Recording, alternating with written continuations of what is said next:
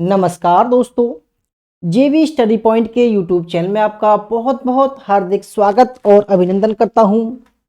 मैं देव कुमार, पीएचडी इतिहास, एक बार जेआरएफ 4 बार नेट पास, आप सभी का स्वागत अभिनंदन करता हूं। दोस्तों, आज पेपर 1 की क्लास नंबर 276 है और टॉपिक का नाम है शोध के प्रकार। बहुत ही बढ़िया टॉपिक है दोस्तों। बिल्कुल आप ये समझिए, एकदम इतनी गहराई से मैं आज की क्लास लेकर आया हूं, बहुत बेहतरीन, कुछ भी आपसे मिस नहीं होगा। ठीक है, 76 है। तो फ्रेंड्स, सबका स्वागत है, अभिनंदन है, वेलकम है, सबका स्वागत अभिनंदन जो भी देख रहे हैं लाइव क्लास को। ठीक है, तो फ्रेंड्स क्लास नंबर 276 है और टॉपिक का नाम है टाइप ऑफ रिसर्च। ठीक है, ये दोस्तों हमारे नए बैच में क्लास ऐड होंगी। ठीक है, अगर आपने अभी तक हमारा चैनल सब्सक्राइब नहीं किया है तो प्लीज सब्सक्राइब कर लीजिएगा। उसके पास में जो बेल आइकन है उसको प्रेस कीजिएगा, जिससे कि आने वाले वीडियो का नोटिफिकेशन पहले मिल सके। वीडियो को लाइक और शेयर जरूर कीजिएगा।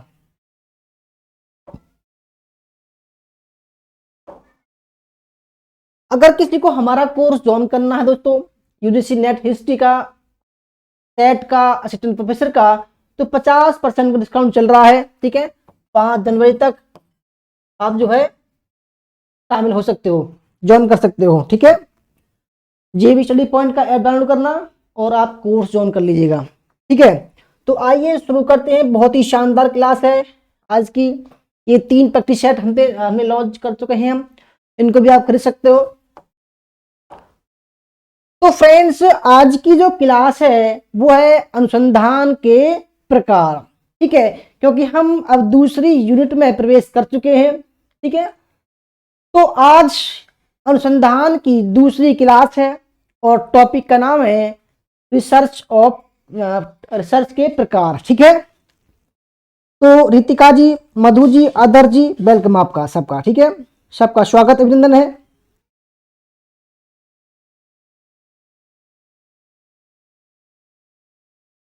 तो फ्रेंड्स देखो, अनुसंधान मैंने आपको कल की क्लास में बताया था कि भाई अनुसंधान क्या होता है ना, उसके अर्थ क्या है और उसका महत्व क्या है, विशेषताएं क्या है।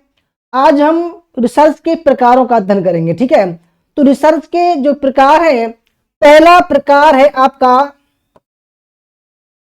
परिमाणात्मक।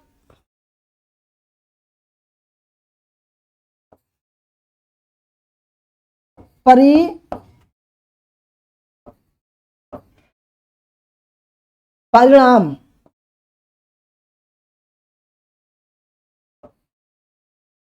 परिणाम के आधार पर। ठीक है, परिणाम के आधार पर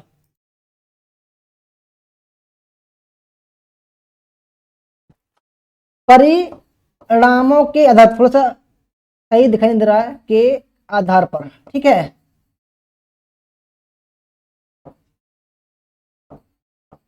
दूसरा प्रकार है हमारा उद्देश्यों के आधार पर। ठीक है, देखो मैं इतनी गहराई से पढ़ा रहा हूं आज आपको कि एक भी सवाल मिस नहीं होगा अगर मैं ऐसे ही बता दूं कि मैं कितने प्रकार के हैं। दोस्तों, ये जो मैं प्रकार बता रहा हूं ना, किन किन के आधार पर होते हैं, ये और भी गहराई से सवाल है।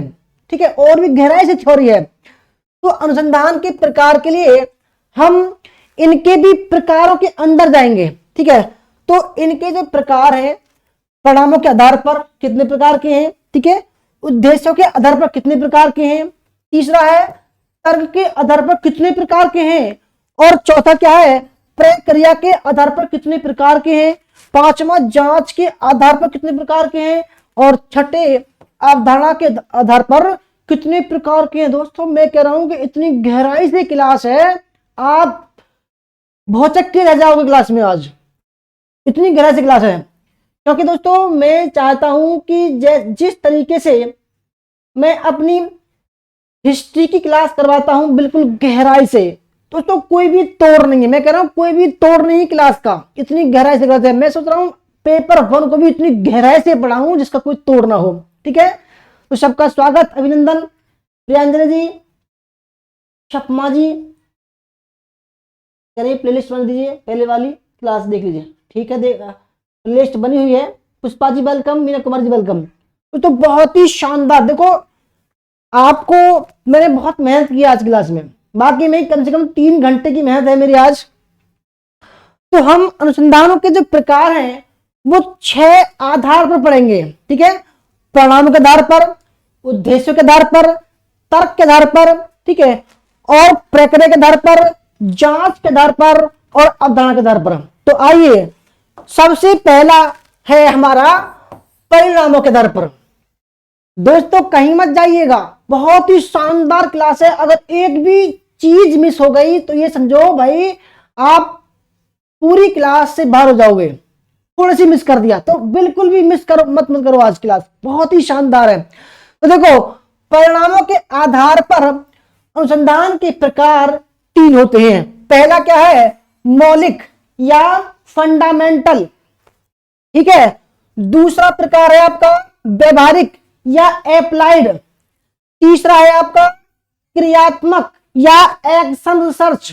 ठीक है, फंडामेंटल, ठीक है, एप्लाइड,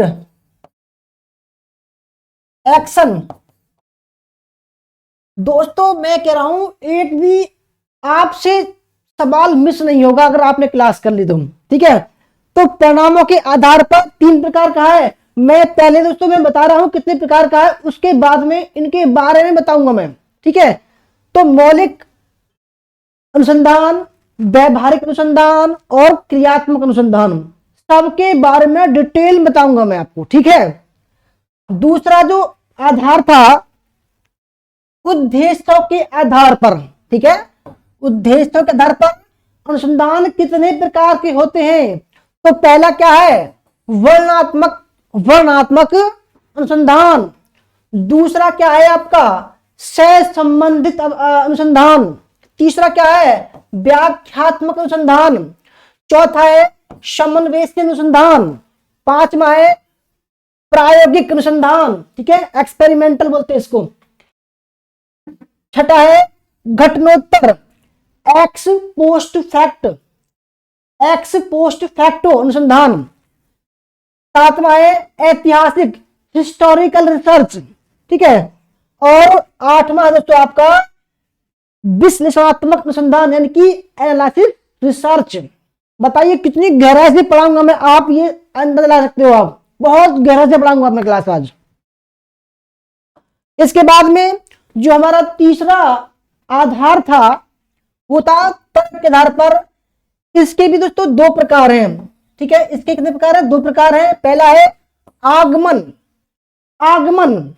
ठीक है, आगमन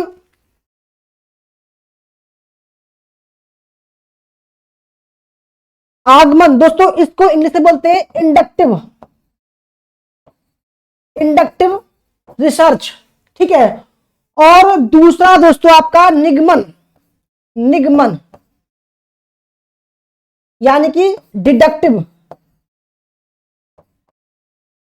ठीक है, इन सभी के बारे में बिल्कुल गहराई से बताऊंगा आपको। ठीक है, चिंता ना करो, आप लास्ट तक बने रहो क्लास में। तो तर्क के आधार पर 2 प्रकार का है, आगमनात्मक रिसर्च और निगमनात्मक रिसर्च। यही आपके एग्जाम में आते हैं, आप सब समझ जाओगे, चिंता ना करो थोड़ी देर में। ठीक है, अब जो चौथा प्रकार है दोस्तों आधार है वो है प्रक्रिया के आधार पर। ठीक है, प्रक्रिया के आधार पर कितने प्रकार की रिसर्च होते हैं। तो पहला देखते हैं गुणात्मक। ठीक है, कैसा गुणात्मक। दूसरा क्या है मात्रात्मक। ठीक है, और तीसरा है आपका मिश्रित, यानी कि इससे भी मिलेगा और इससे भी मिलेगा, मिश्रित बनेगा। ठीक है, अब दोस्तों अब गुणात्मक में भी कुछ और प्रकार हैं हमारे, जैसे कि समूह केंद्रित, प्रत्यक्ष, गहन, कथात्मक, निर्जातीय, ये आ चुका है कई बार, आप प्रीवियस ईयर के क्वेश्चन पेपर उठा के देख लीजिएगा, ठीक है। निर्जातीय अनुसंधान, व्यक्तिगत अध्ययन, ठीक है, केस स्टडी, प्रत्यक्ष आधारित, ये इतनी गहराई से क्लास में बार बार दोस्तों मैं बोल रहा हूं, बहुत गहराई से क्लास है, आप मिस मत करना कुछ भी। अब दोस्तों जो पांचवा आधार था आपका, जांच के आधार पर, ठीक है, जांच के आधार पर अनुसंधान कितने प्रकार के होते हैं? तो ये दोस्तों 2 प्रकार के होते हैं। कौन कौन सा? पहला है संरचित, संरचित, और दूसरा है असंरचित। अब इनकी थोड़ी सी दोस्तों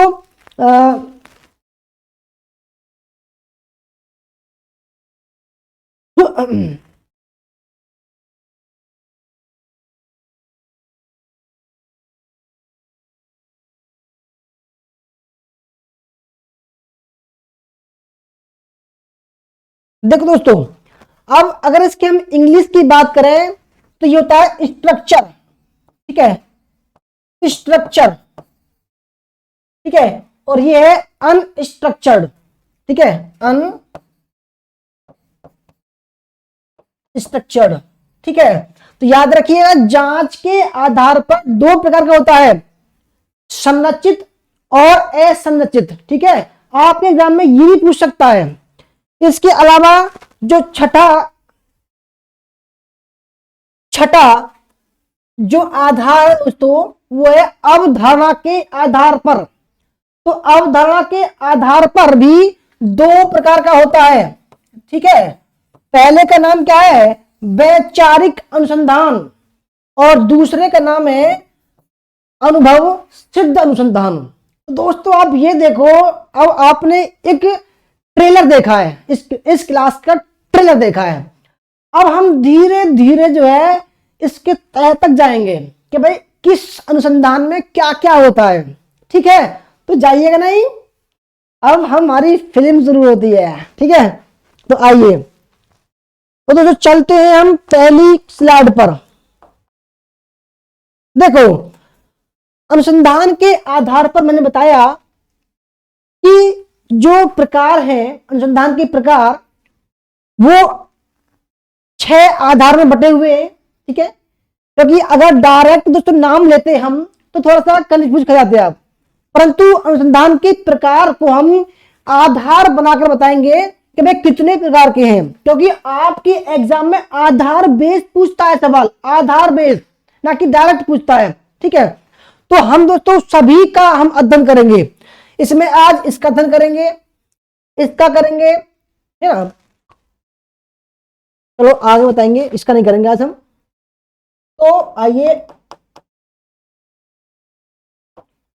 तो फ्रेंड्स सबसे पहला जो आधार है, जिस आधार पर हम अनुसंधान के प्रकार बताने जा रहे हैं आपको, वह है परिणामों के आधार पर, ठीक है। परिणामों के आधार पर, यानी कि रिजल्ट के आधार पर कितने प्रकार का अनुसंधान होता है, ठीक है। क्या दोस्तों क्लास समझ में आ रही है या नहीं आ रही है? थोड़ा सा फीडबैक भी दे दिया करो, है ना। तो थोड़ा सा कमेंट पढ़ लेता हूं आपके। Meena Kumari ji good evening, Ujjwal Shukla ji good evening, study with fun ji welcome, good evening, Priyanka ji, Sonia Sharma ji, Sonia ji कह रही है आप क्लास डेली होती है? बिल्कुल डेली होती है। तो सबका स्वागत, अभिनंदन है, ठीक है दोस्तों।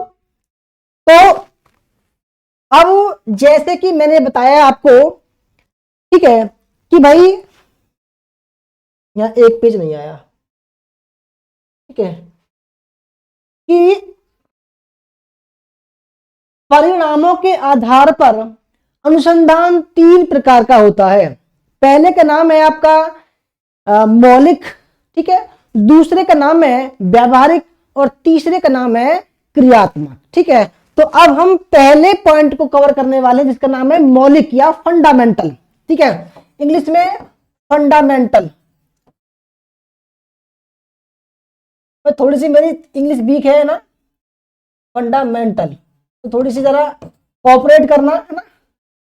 तो मौलिक को हम फंडामेंटल बोलते हैं, ठीक है।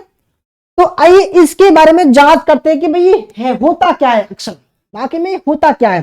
देखिए दोस्तों, आप सभी जानते हो मैं थ्योरी बेस्ड क्लास करवाता हूं, थ्योरी की, ठीक है, ताकि देखो आप कहीं भी मार नहीं खाओ। तो आइए, यह मूल ज्ञान के वर्तमान समय में विधि के लिए होता है। इससे सिद्धांतों और धारणाएं विकसित होती है, हो सकती है कि वर्तमान में इनका कोई उपयोग नहीं हो। आगे देखते हैं, यह अकादमिक के दृष्टिकोण से ज्यादा महत्वपूर्ण है। मौलिक या प्राथमिक अनुसंधान से ज्ञान में वृद्धि की खोज या आविष्कार मुख्यतः बातचीत होती है और विस्तृत अध्ययन किया जाता है। दोस्तों, कहने का मतलब क्या है, मैं आपको समझाऊंगा कहने का मतलब क्या है। दोस्तों, यह मूल ज्ञान में वृद्धि करने के लिए होता है, ठीक है, मूल ज्ञान में, यानी कि कुछ चीज ऐसी होती है दोस्तों जो मूल ज्ञान होता है तो उसमें वृद्धि करने के लिए होती है, क्योंकि ये जो मौलिक होता है दोस्तों, ये हमारी शैक्षिक दृष्टि से बहुत महत्वपूर्ण होता है। क्योंकि देखो, जब हमारी कहते हैं ना कि मातृभाषा हुई है ना, हिंदी इंग्लिश हुई, तो जब इन तक इनको समझने के लिए बच्चा पहुंचता है तो उसको फंडामेंटल कहते हैं बेसिक स्ट्रक्चर होना जरूरी है। भाई आप किसी भी सब्जेक्ट के हो तो आपको किसी भी सब्जेक्ट की बेसिक नॉलेज होनी जरूरी है, ठीक है, बेसिक नॉलेज। तो ये फंडामेंटल या तो बेसिक कह सकते हैं इसको, या मौलिक कह सकते हैं, या फंडामेंटल कह सकते हैं, एक ही बात है। तो दोस्तों ये क्या है, ये मूल ज्ञान, मूल ज्ञान के वर्तमान समय में विधि के लिए होता है, ठीक है, आप समझ रहे होंगे, ये मूल ज्ञान में वृद्धि करता है। और देखो, जब इंसान में मूल ज्ञान आ जाता है तब हम व्यावहारिक ज्ञान की तरफ बढ़ते हैं, यानी कि पहले हम मौलिक एक्सपेरिमेंट करेंगे, फिर उसको हम व्यवहार में चेंज करेंगे, व्यावहारिक एक्सपेरिमेंट करेंगे हम, समझ रहे हैं आप। देखो दोस्तों, अगर कोई आदमी बीमार हो जाए, ठीक है, पहले उसको बेसिक ट्रीटमेंट देंगे, ठीक है, एकदम हाई लेवल का ट्रीटमेंट नहीं देंगे, बेसिक लेवल का ट्रीटमेंट देंगे। अगर वो ठीक नहीं होता है तब उसको एक हाई लेवल की डोज देंगे। इसी प्रकार दोस्तों, ये जो मौलिक है कि सबसे पहले जो है हम ज्ञान में वृद्धि करते हैं कि भाई अपनी पहले ज्ञान की वृद्धि कर लो, उसके बाद में हम उस ज्ञान को व्यवहारिक रूप में हम बताएंगे, ठीक है। जैसे कि दोस्तों आपके माँ बाप ने आपको सिखाया होगा, है ना, तो पहले दोस्तों आप सीखोगे, पहले सीखोगे, मूल ज्ञान को सीखोगे, फिर उस मूल ज्ञान को दोस्तों अपने व्यवहार में लाओगे। इसी प्रकार जो कुछ मौलिक एक्सपेरिमेंट होते हैं वो जो बेसिक एक्सपेरिमेंट होते हैं वो मौलिक एक्सपेरिमेंट के अंतर्गत आते हैं, ठीक है। अब दोस्तों अब है व्यावहारिक, ठीक है, व्यावहारिक अनुसंधान विशिष्ट और व्यावहारिक समस्याओं का समाधान करने के लिए किया जाता है। यह नीति बनाने के लिए, है ना, कि भाई अगर हमें समझ है हर चीज की, किसी टीचर को, मैनेजमेंट को, स्कूल के को, तो वो क्या करेगा कि भाई बच्चे ज्यादा उधम मचा रहे हैं, ऐसा करते हैं, डिसिप्लिन थोड़ा सा हार्ड कर देते हैं कि अगर कोई बच्चा ज्यादा हल्ला मचाएगा उसको कॉलेज से निकाल दिया जाएगा। तो यहां पर क्या है, व्यावहारिक एक्सपेरिमेंट हो रहा है। नीति निर्धारण, प्रशासन और किसी घटना को समझने के लिए उपयोग किया जाता है। अगर कोई घटना घट गई दोस्तों कॉलेज में, तो उसको समझते हैं व्यावहारिक रूप से कि क्यों घट गई, ठीक है। क्या यह मुक्त मौलिक अनुसंधान के आधार पर ही किया जाता है। तो यानी कि देखो, ये जो व्यावहारिक अनुसंधान जब हम शुरू करते हैं तो इसके पहला जो चरण है वह मौलिक अनुसंधान। कौन चरण है, मौलिक अनुसंधान है, उसके बाद व्यावहारिक पर आते हैं, ठीक है। तो व्यावहारिक अनुसंधान समाधान उन्मुख होता है, यानी कि जब हम समाधान करते हैं किसी चीज का तो वहां पर व्यावहारिक अनुसंधान का प्रयोग करते हैं, ठीक है।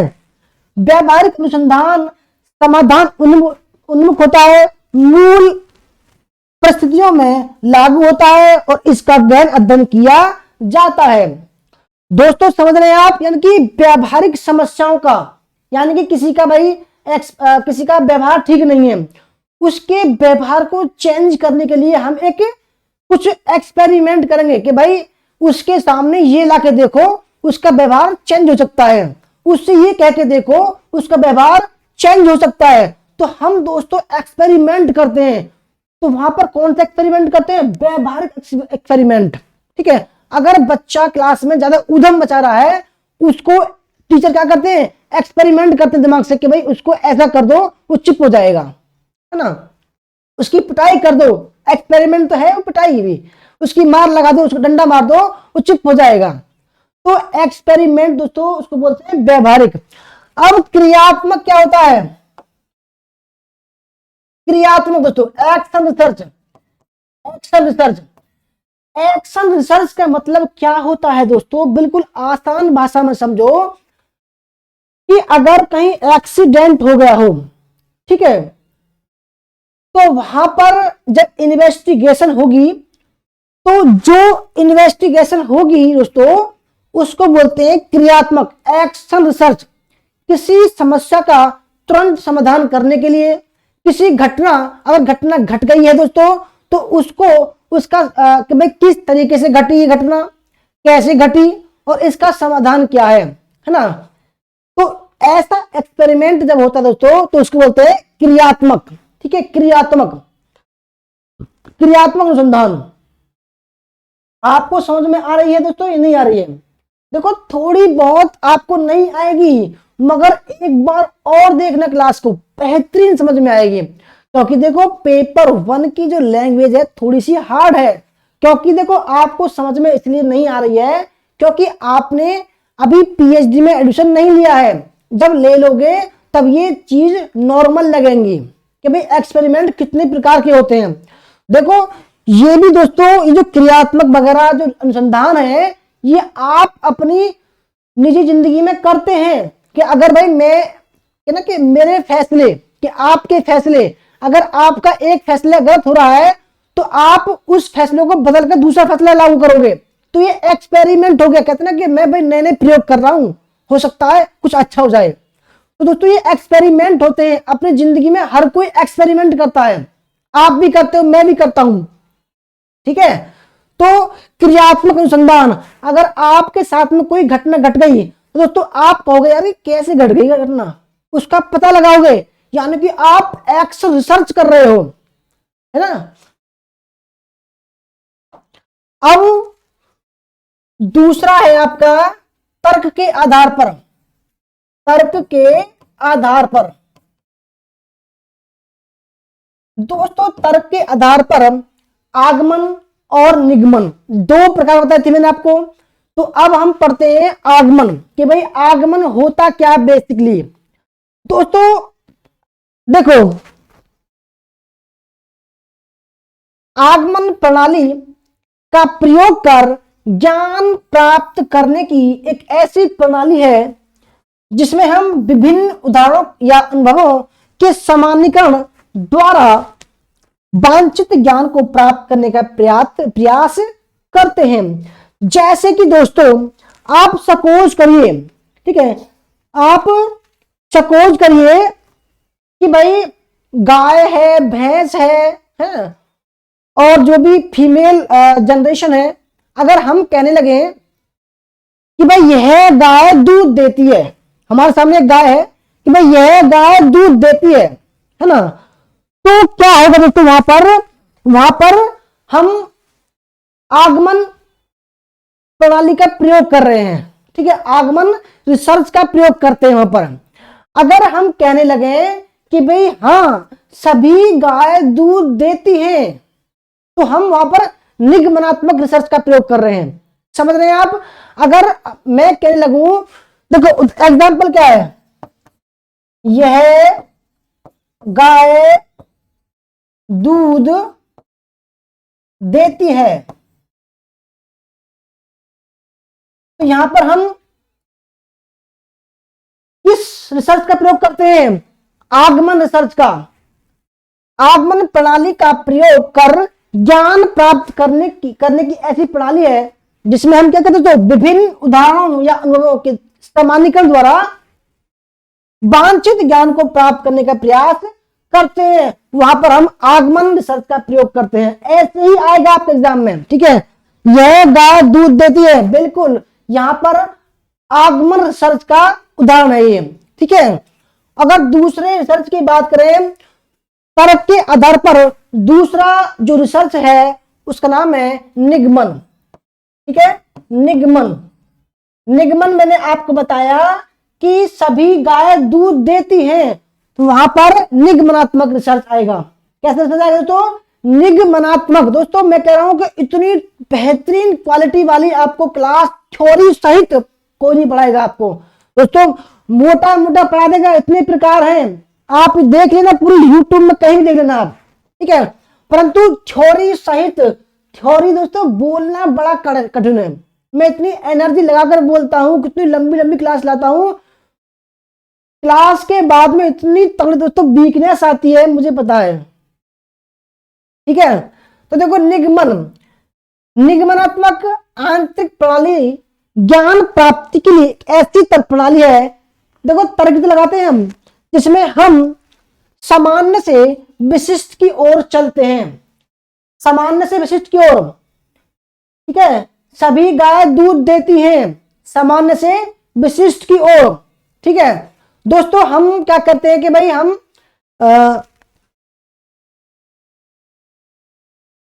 अतः हम कह सकते हैं कि सिर्फ आगमन या सिर्फ निगमन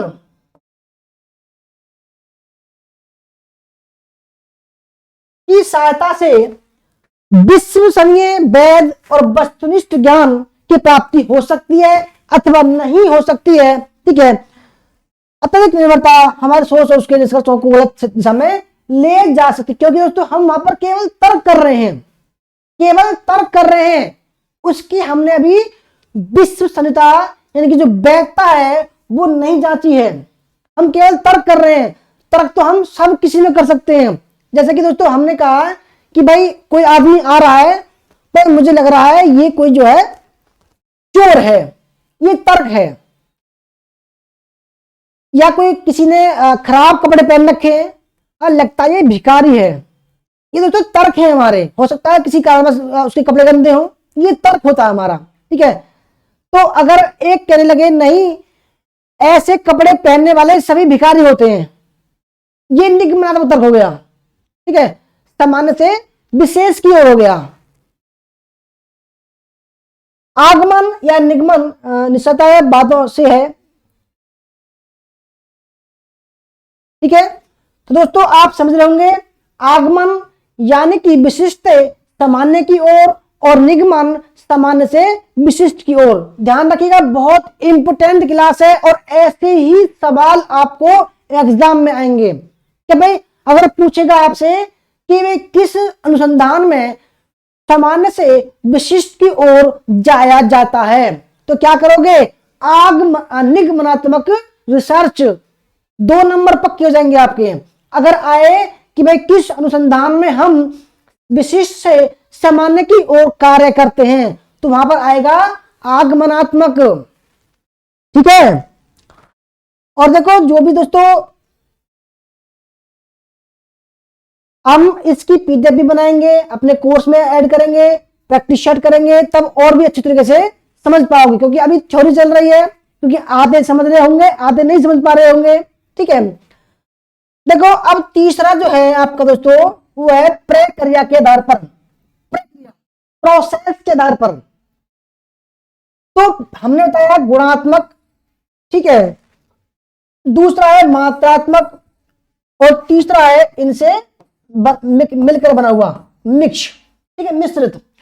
अब मैंने बताया आपको जो गुणात्मक है उसमें भी कुछ अनुसंधान होते हैं, जैसे कि समूह केंद्रित अनुसंधान, प्रत्यक्ष अनुसंधान, गहन अनुसंधान, कथात्मक अनुसंधान, ठीक है, निर्जात अनुसंधान, व्यक्तिगत अनुसंधान और प्रदत्त अनुसंधान। आइए दोस्तों हम इनके बारे में थोड़ी सी गहराई से चर्चा करते हैं। ठीक है, गहराई से चर्चा करते हैं। आइए, मात्रात्मक, मात्रा यानी कि क्वांटिटी, अगर हम इसकी इंग्लिश में बात करें तो quantity, quantitative, quantitative, quantitative research. ठीक है, ये प्रक्रिया के आधार पर रिसर्च है। तो भाई पहला जो रिसर्च का प्रकार है वह है मात्रात्मक यानी कि क्वांटिटेटिव। ठीक है, आंकड़े, आप समझ रहे हो, क्वांटिटी आंकड़े। तो मात्रात्मक शोध किसी प्रकार के पक्ष या भाव से रहित। देखो भाई दोस्तों, 1 लीटर दूध है, क्या वो दूध किसी धर्म का है या कुछ चुगली करने वाले का है या किसी जाति का है? नहीं दोस्तों, वो दूध दूध है। उस पर 1 लीटर दूध है तो सभी धर्म जाति विशेष के लोग 1 लीटर ही बोलेंगे उसको। तो कहा गया है किसी पक्ष को ये नहीं कहेगा नहीं जी ये 1 लीटर दूध 1.5 लीटर है, क्या ऐसे कह सकता है? नहीं कह सकता। या भाव से रहित होता है। अगर 1 किलो चीनी है तो चीनी 1 किलो ही रहेगी दोस्तों, चाहे वो किसी जाति का हो, चाहे वो धर्म का व्यक्ति हो, जिसके पास वो चीनी जाएगी 1 किलो ही रहेगी। ठीक है, उसमें मीठी रहेगी। तो ऐसा तो नहीं है कि भाई 1 किलो चीनी हिंदू के पास गई तो मीठी है और मुसलमान के पास गई तो फीकी हो गई। तो दोस्तों क्या आपको लगता है ऐसा होगा? नहीं होगा। अगर 1 किलो चीनी है तो वो चाहे हिंदू हो, चाहे मुसलमान हो, चाहे सिख हो, चाहे ईसाई हो, सबके पास मीठी जाएगी। तो कहते हैं ना कि मात्रात्मक जो होता है दोस्तों वो बिना पक्षपात के चलता है, कि पक्ष या मात्रात्मक शोध किसी प्रकार के पक्ष या भाव से रहित होता है। यह सटीक घटना और परिणाम या प्रभाव के बीच संबंध पर केंद्रित रहता है। यानी कि दोस्तों ये सटीक घटना होती है। कोई घटना दोस्तों 1526 में घटी, जब पानीपत का प्रथम युद्ध हुआ तो भाई वो घटी थी, उसमें कोई जात का हो, बरादरी का हो, कोई मना नहीं कर सकता। प्रथम विश्व युद्ध 1914 में हुआ बिल्कुल हुआ। दूसरा 1939 में हुआ बिल्कुल हुआ। दोस्तों पानी में H2O होता है, हाइड्रोजन और ऑक्सीजन होता है बिल्कुल, कोई भी डाउट नहीं है। हवा में दोस्तों ऑक्सीजन होती है, कार्बन डाइऑक्साइड होती है बिल्कुल दोस्तों। पृथ्वी गोल है और पृथ्वी की चारों ओर चंद्रमा घूमता है दोस्तों, सबके लिए घूमता है। ऑलवेज ट्रूथ है वो चीज। ठीक है, तो मात्रात्मक शोध किसी प्रकार के पक्ष या भाव से रहित होता है। या सटीक घटना और परिणाम या प्रभाव के बीच संबंध पर केंद्रित रहता है। मात्रात्मक शोध में सूचना सांख्यिकी रूप में होती है दोस्तों। 1 किलो, 2 किलो, 3 किलो, 10 किलो, 1 कुंटल, 10 टन, 20 टन ये होती है। ठीक है, यानी कि मात्रा में संख्या होंगी। या सर्वेक्षण, संरक्षित, साक्षात्कार, अवलोकन, रिकॉर्ड और रिपोर्ट की समीक्षा का डेटा संग्रह होता है कि भाई दोस्तों वहां से हमने इतना डेटा इकट्ठा किया। तो भाई हमने इकट्ठा किया है, वो इकट्ठा डाटा किसी व्यक्ति के पास जाकर कम नहीं हो जाएगा, वो झूठ नहीं बोलेगा। अगर दोस्तों केबीएस मदान की बुक है और मदान सर ने लिखी है तो भाई वो बुक जो है किसी जाति विशेष के पास में जाकर वो बदल नहीं जाएगी, वो मना नहीं करेगी मैं पढ़ नहीं रही, मैं तुमको नहीं पढ़ा रही। दोस्तों वो ऑलवेज है, वो ऑलवेज ट्रुथ है। वो 300-400 रुपए की आती है तो आती है, वो सबके लिए आएगी, है ना। यह शोध आंकड़ों पर आधारित होता है। याद रखिए, मात्रात्मक शोध आंकड़ों पर आधारित होता है और इसके निष्कर्ष भी आंकड़ों द्वारा ही निकाले जाते हैं। दोस्तों अगर हम मात्रात्मक रिसर्च कर रहे हैं तो उसमें हम जो निष्कर्ष आएगा वो आंकड़ों में आएगा। ठीक है, आंकड़ों में, जैसे कि दोस्तों हमने 1 किलो चीनी में जैसे कि 2 किलो सूजी हुआ और उसमें 4 किलो हमने चीनी मिलाई, एक्सपेरिमेंट किया, तो क्या होगा कि भाई हो सकता है 6 किलो हलवा बने, 7 किलो हलवा बने, तो उसका जो निष्कर्ष आएगा वो आंकड़ों में ही आएगा। ठीक है, उसको बोलते हैं मात्रात्मक या क्वांटिटेटिव रिसर्च। ठीक है, मात्रात्मक शोध आदेशात्मक है और निरोध विधि पर आधारित होता है, यानी कि दोस्तों वो कंट्रोल में होता है, अनकंट्रोल नहीं होता है। ठीक है, तो आई होप समझ में आ रहा होगा मात्रात्मक रिसर्च। ठीक है, अब दूसरा जो था आपका वो था गुणात्मक। गुणात्मक माने कि क्वालिटेटिव, क्वालिटेटिव रिसर्च।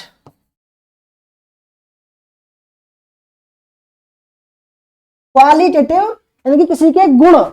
ठीक है, अब इसमें भी दोस्तों कुछ अन्य रिसर्च जैसे कि समूह केंद्रित यानी कि 5-6 लोगों द्वारा किया गया रिसर्च, प्रत्यक्ष यानी कि दोस्तों किसी बाह्य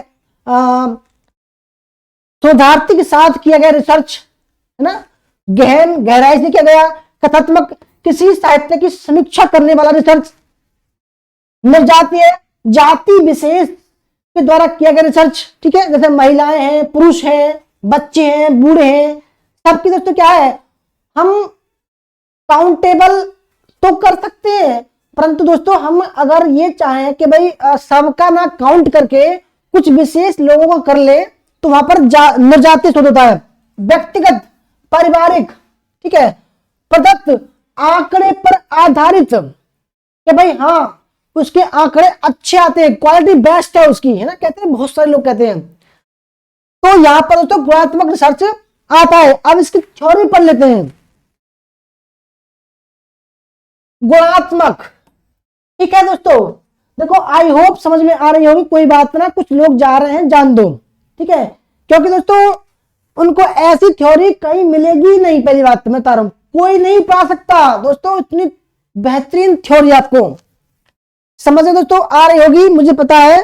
क्योंकि देखो जो कहते हैं कुछ लोग ऐसे होते हैं जो घूमते रहते चारों तरफ, वो तो घूमने का काम है उनका, घूमते रहो भैया, एग्जाम में निकल जाओ, घूमते रहो, पूरी जिंदगी में घूमते रहो। मुझे पता दोस्तों कुछ लोग ऐसे हैं कि घूमते रहते, सर मैं ऐसे कर दूं, ऐसे कर दूं, भैया कर लो, हम क्या मना करें, घूमते रहो। क्योंकि लोगों को 4-5 साल हो गए, नेट नहीं निकल रहा है, घूमते रहो भैया। इस शोध को आगमन का रूप माना जाता है।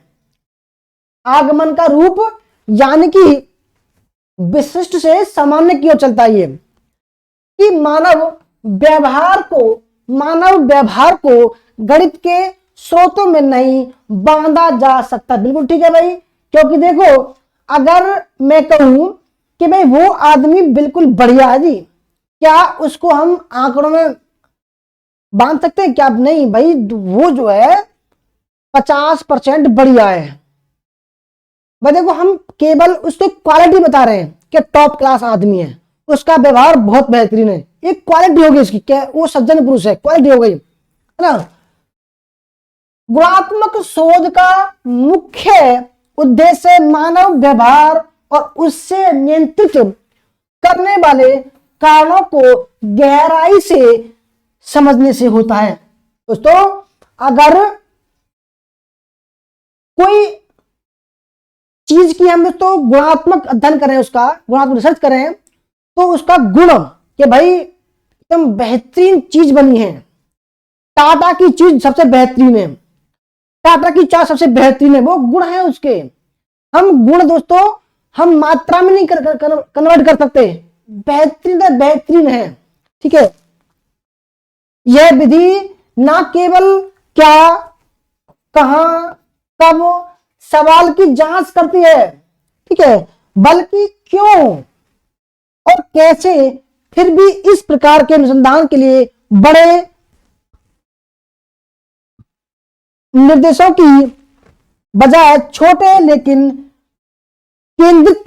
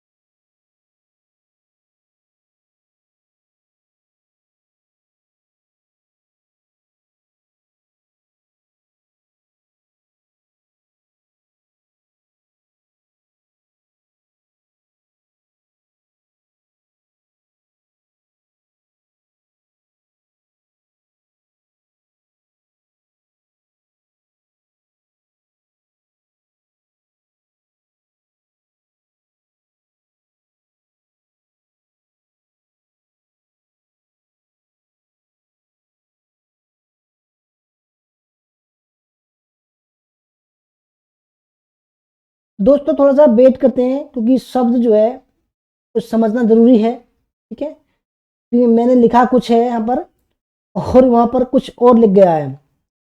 एक बार और देख लेते हैं दोस्तों क्या लिखा है वहां पर।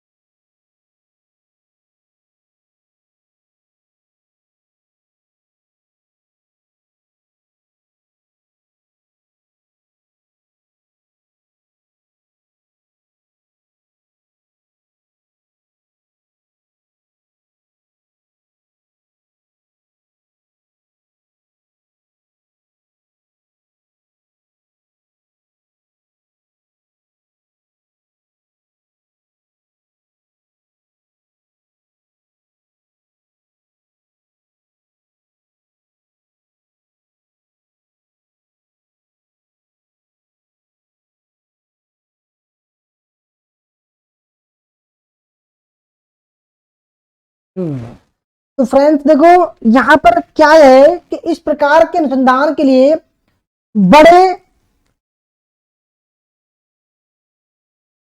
निर्देशों की बजाय छोटे केंद्रित निर्देशों की से काम चल जाता है, ठीक है। गुणात्मक शोध निर्देशन से कार्य करता है, ठीक है, उनकी कंट्रोल से काम करता, किसी के दोस्तों निर्देशन में काम करता है, ठीक है। गुणात्मक शोध में आमतौर पर उपलेख का प्रयोग नहीं करते, यह विकल्प खुला रखते हैं, ठीक है। तो ये इतना बेहतरीन कंटेंट बता रहा हूं मैं आपको, बेहतरीन कंटेंट है, ठीक है। आप बिल्कुल भी दोस्तों आप ये मत समझना कि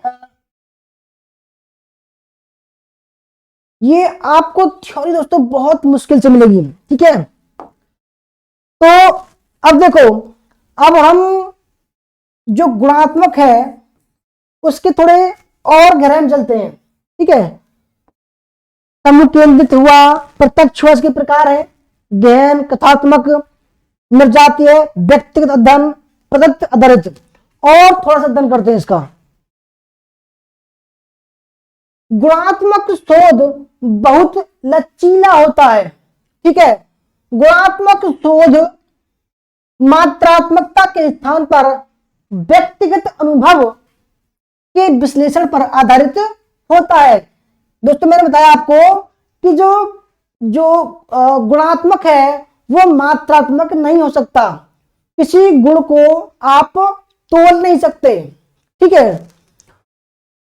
गुणात्मक शोध में शोध के निष्कर्ष में भाग और पक्ष को स्थान दिया जाता है।